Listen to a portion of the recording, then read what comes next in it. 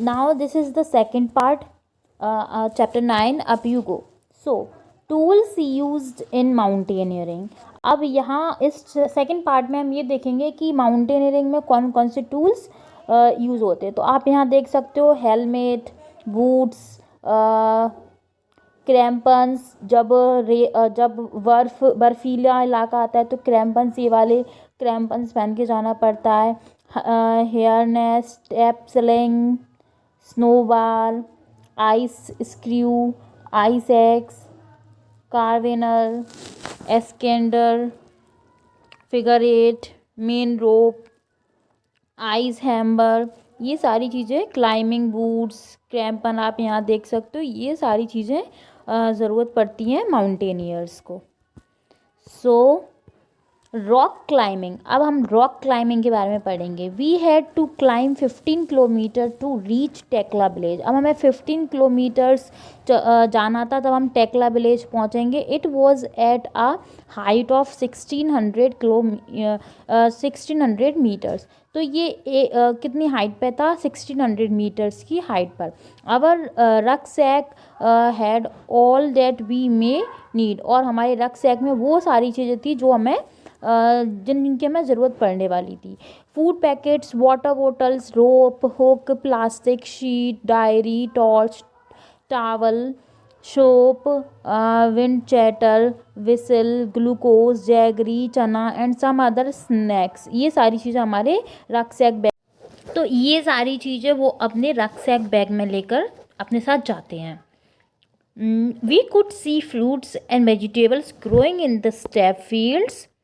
We saw Colonel Ram Singh standing on a 90 meters high flat rock with packs and ropes. We had been told to first observe the rock carefully and identify holes, places where we can put our hands and feet. Today I was not going to back out. I stood first in the line. Our instructor tied. अब जो colonel Ram Singh थे वो 90 metre high flat rock पे खड़े हुए थे packs and ropes के साथ. और वो सबको बोल रहे थे कि केयरफुली ऑब्जर्व करके रॉक को क्लाइंब करना है और देखना है कि किस जगह पर होल्ड करना है. पकड़ने की जगह वहीं पकड़कर और आराम आराम से आना है ऊपर, लाइक दैट. और ये है स्टेप फील्ड. खेतों को काट काट कर इस टाइप से बना दी जाती है पहाड़ों पर, जहाँ पर बहुत सारी वेजिटेबल्स, फ्रूट्स भी लगते हैं. We had been told to the first observe rock carefully. And इस टाइप से फिर हमें ऑब्जर्व करना है, उसके बाद जाना है. I was not going to back out. I stood first in the line. और मैं फर्स्ट लाइन में ही जा रही थी, मैं बिल्कुल बैक जाना नहीं चाहती थी. ये बोल रही हैं टूल्स यूज्ड इन माउंटेनियर्स. ये टूल्स मैं आपको ऑलरेडी बता चुकी हूँ कि ये सारे टूल्स माउंटेनियर्स यूज़ करते हैं. A rope around his waist, he put the sling and held the thick rope which was hanging. He started climbing as if he was running up. I also put my sling, but as I took my first step, I slipped and there I was swimming from the rope. Keep your body at an angle of 90 degree climbing. I heard keep your back straight, do not bend. अब जब मैं रोप चढ़ रही थी उसके बाद मैं एक बार फिसल गई और मैं वापस से उसी जगह पर आ गई जहाँ से मैंने स्टार्ट किया था. तो फिर उसके बाद मुझे एक आवाज़ आती है कि हमें जब भी रॉक क्लाइंब करते हैं हम, तो हमें अपनी बॉडी को 90 डिग्री एंगल पर रखना होता है. हमें अपनी बैक स्ट्रेट रखनी होती है और पैरों को बिल्कुल भी बेंड नहीं करना होता है.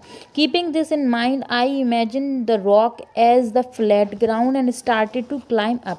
अब मैंने रॉक को एक फ्लैट ग्राउंड को इमेजिन किया और मैंने चढ़ना स्टार्ट किया. Again while coming down we had to use a rope in a special way called rappelling. I did this with the same fearlessness. और जब मैं एक बार और नीचे आ गई, फिर उसके बाद हमें स्पेशल टाइप रैपलिंग जिसको बोलते हैं उसके थ्रू हमें चढ़ना हुआ और बिना डर के मैं ऊपर चढ़ती जा रही थी।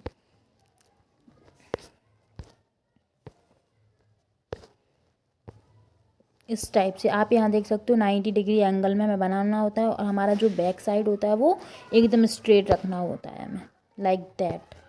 आप यहाँ देख सकते हो हमें ऊपर जाने की भी एक पोजीशन होती है और नीचे जाने आने की भी एक पोजीशन होती है जिसको रैपलिंग कहा जाता है। Now questions, have you ever climbed a tree? क्या आपने कभी कोई ट्री को क्लाइम किया? How did you feel when you were you scared? Did you ever fall? क्या आपको डर लगा? क्या आप कभी गिरे? Yes, I climbed a guava tree. Guava tree में चढ़ा हुआ है ड्यूरिंग माई वेकेशन में एट अ विलेज, एक विलेज में। It was adventurous. I felt some what scared. मुझे कभी कभी थोड़ा सा डर लगा स्टार्टिंग में। I have never fallen from tree, but मैं ट्री से गिरा नहीं।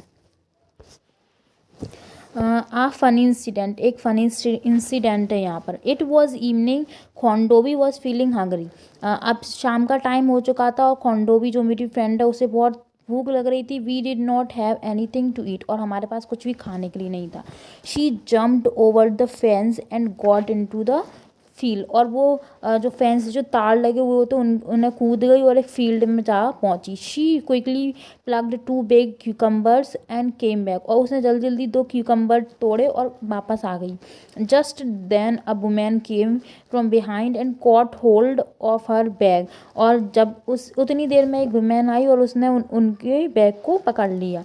She started saying something to Khondovi in her own language, और उसने खोंडोवी में अपनी लैंग्वेज में खोंडोवी को कुछ कहना शुरू कर दिया, डांटना शुरू कर दिया। We could not understand what she was saying, और हमें कुछ भी समझ नहीं आ रहा था कि वो क्या कह रही थी।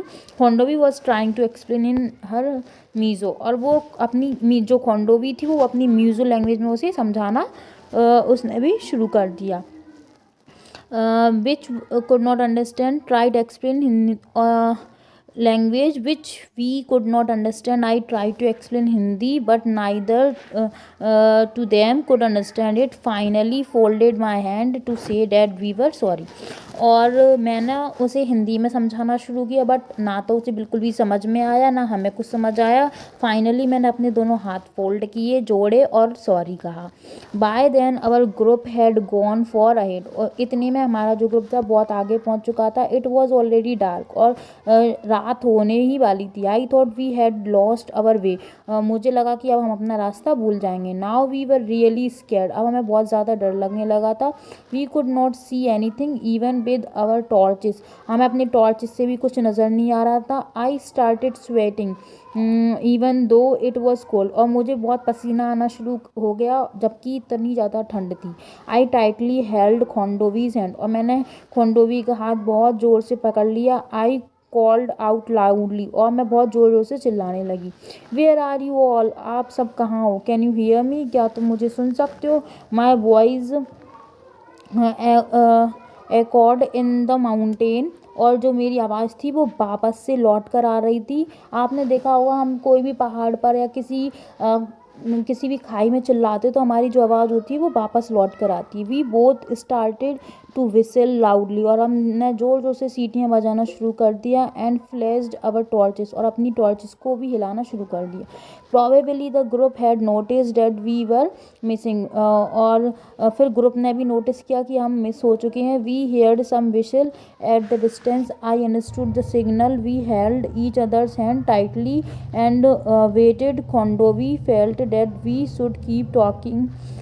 She started singing a Mizo song loudly. After some time, we saw them coming toward us. At last, we were with the group again. और हम दोनों ने एक दूसरे का हाथ बहुत कस के पकड़ लिया, और खोंडोवी ने एक सॉन्ग मीज़ो में गाना जोर जोर से शुरू कर दिया। फिर फाइनली हमें अपना ग्रुप मिल गया और हम अपने ग्रुप के साथ वापस से हो गए।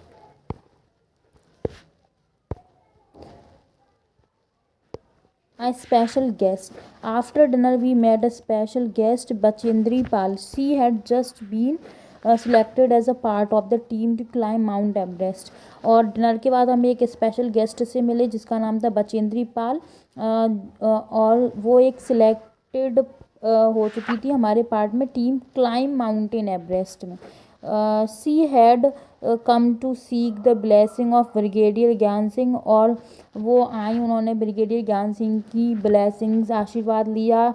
इट वॉज हैप्पी इवनिंग, और ये बहुत अच्छी शाम थी। वी वर ऑल सिंगिंग, हम सब लोग गा रहे थे। Bachendri also joined us in singing, Bachendri Pal ने भी हमें ज्वाइन किया सिंगिंग और डांसिंग में on the famous Pahari song Bedu Pako. एक सॉन्ग था जो पहाड़ी सॉन्ग होता है, 12 मासा कफाई पाको चैता मेरी चालिया, इस टाइप से कोई सॉन्ग है।